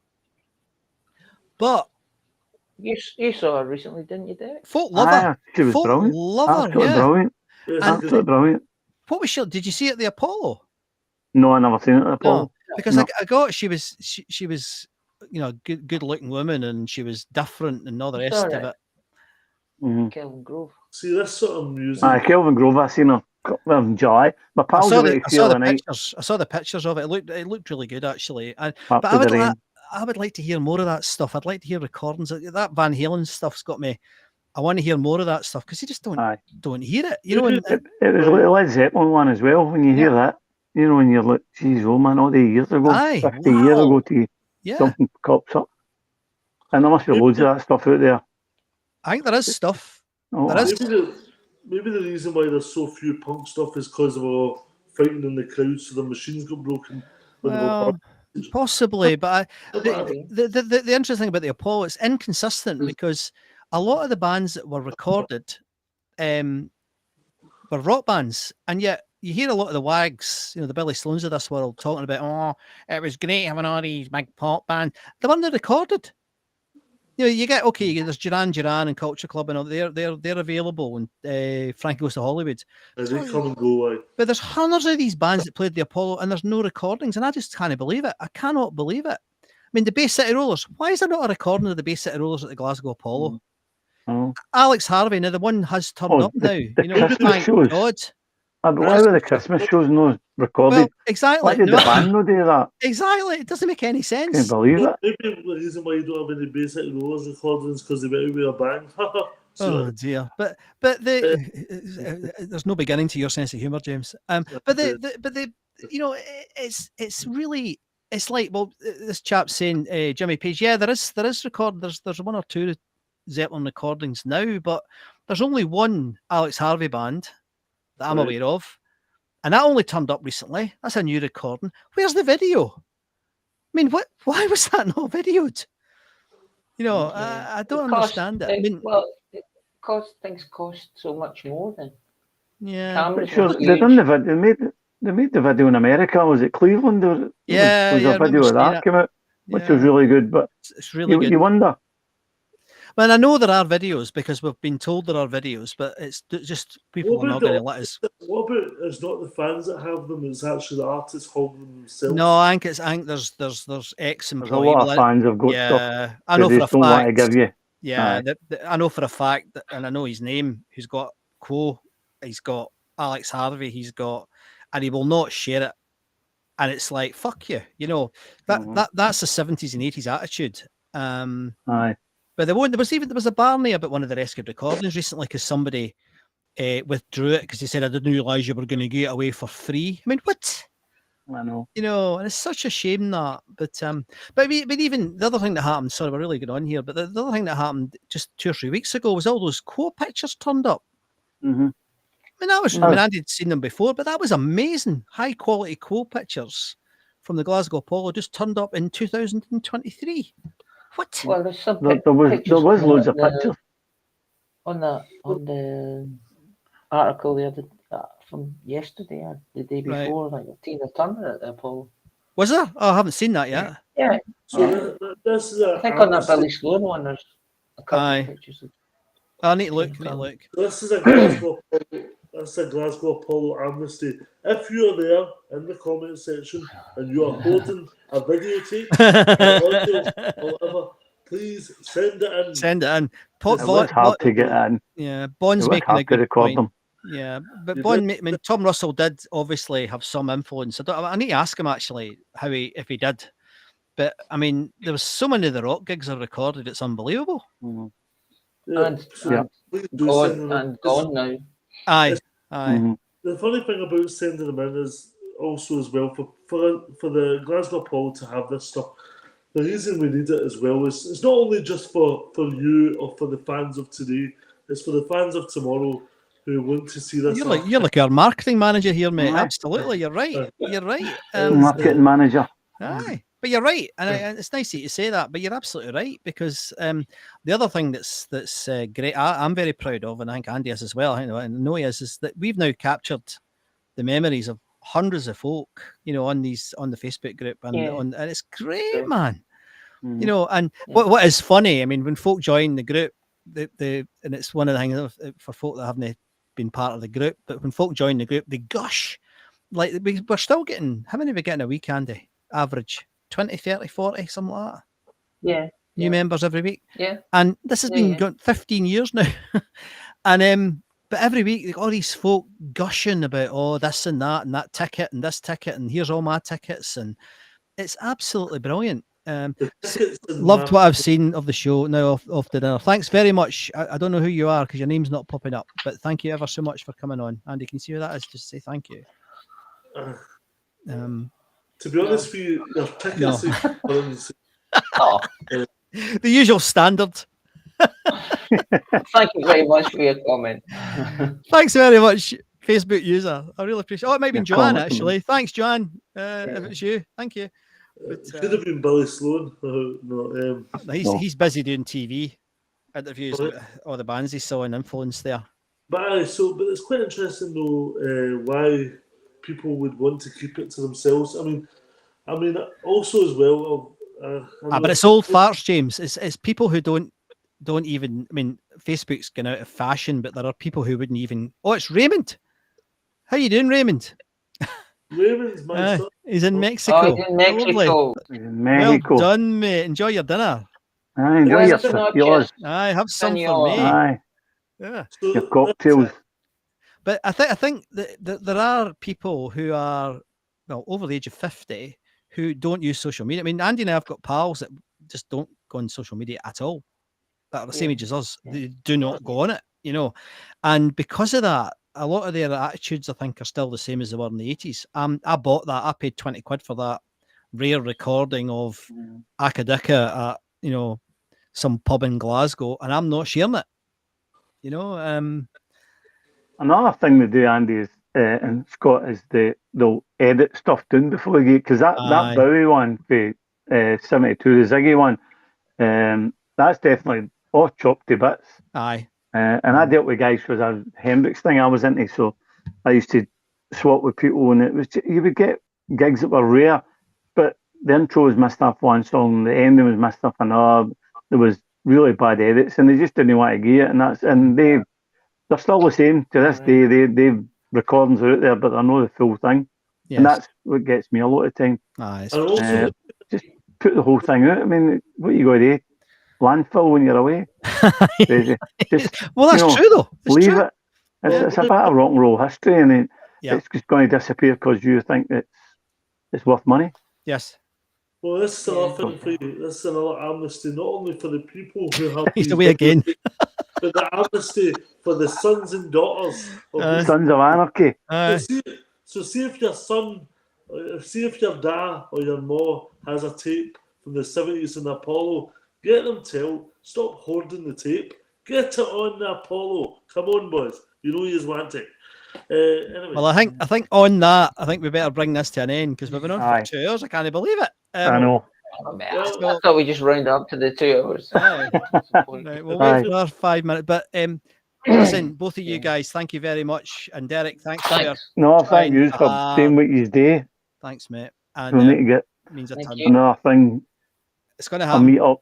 I enjoyed the meet up, and I think we could get that sorted. But I know it's not an easy thing today. Try and get people in the one place at the same time. I think it'll happen. It's just it's more been the venues that's been the problem, mate. It's not been. When I put up about who's interested, I think about 400 people said they would come. Now half of them won't come, but you're still going to get a couple of hundred people coming, you know. So I feel like I've let people down on it a wee bit, but honest to God, I can't get these fucking venues to speak to me. Well, the one I was talking about, the one I says 26 Hope Street, has been mentioned a few times. I've the seen Rum that. Shack is one we go to for gigs, and it's brilliant. But you're at Pollock Shaw's, you know, you're a minute to the railway station, but it's no handy if you're you know, if you're doing public transport anywhere else. No, I've got to be in the centre but somewhere. Trying to get the city centre is just. It's not good, and I mean, maybe it's because it's post-COVID and there's lots on. But I disappointed me was Lauders, because that's a good weave, and I know it's not everybody's cup of tea, but there was nothing wrong with Lauders at all. No. But, Joe, thanks very much. Really appreciate you joining us. I really appreciate you coming in. I hope to see you in a couple of weeks' time, because I think I'm coming. You know what I'm talking about. What did Lauders say? What was the problem? Well, they just said no. So, but they said yes the last time. So they did, but they just said no. We're not doing events, and it was like, oh right, okay. And then the guys above the Barland, they were okay, but it was too expensive. It was like 500 quid to book it. I don't want to pay a booking fee. I mean, I'll pay for food or drink, you know, and we can charge a ticket price, but I'm not paying 800 quid and then charging everybody 30 quid for a ticket. No way. Mm-hmm. Nobody would come. I wouldn't go. You know, so it's thanks, Bon. See you later, mate. And so no, it's annoying. But Bon did a good job last time. I might need to get Bon involved again, because it's starting to annoy me now, because I feel I'm getting annoyed now. It was a good night. It's a great night. Brilliant night. It was a great night. It's a brilliant night. Brilliant night. You need a Winston. Right, you two. On you go. Thank you very, very much, you two, for joining in. And if anybody wants to join a Zoom, you can join a Zoom next week. A Zumba.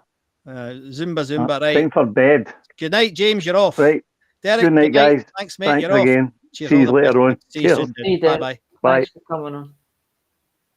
Right, mate. There you go. Folk, come on. Excellent. That Folk, was come brilliant. I really enjoyed that. Yeah, really enjoyed that. Good stuff. And it's nice having folk coming in from overseas as well, which I really appreciate. That's really nice. It's really nice. So, do you think we'll be here in another 5 years, mate? I think we will. Yeah. I mean, it's like the show's got to change. Those of you who are watching who's not seen this before, this is not normally what we do. This is just a chat, but the show's got to change. But not quite sure what to. I've had good feedback from our new. There's not a Zoom, James. It's not. We're not doing that tonight, mate. Not tonight. Not tonight. Sorry. Good night, mate. Thank you. I think I would like to. I've got a meeting next week about a license, Andy, for us to play music. So I think that would bring something interesting to it. More to. I know we play music already, but we are limited in what we can play. So I think that might be something that could make it even more interesting for folk. But, okay. I don't know. Cool. We'll see. If it's affordable, we might go for it. But I just want to say thanks to everybody once again. Thanks for the support. Thanks for buying the t-shirts, for dropping tips into the coffee pot. You can keep in touch with us on the Facebook group, Glasgow Polo Facebook group, or www.glasgowpolo.com, which is our. How many hits have we had on that now? 48 million or something. It's ridiculous, isn't it? It is ridiculous. That's 383 million. Is it? Yeah. Bloody hell. I mean, Jesus. If I can read numbers, I think that's what it is. It's a lot. And you know, a few years ago, we got a letter from the Scottish government telling us that they were basically taking a copy of our website to put into the Scottish Library, the National Library, because it's of cultural importance. That's one of the best things I've ever received in the post of my life. It was brilliant.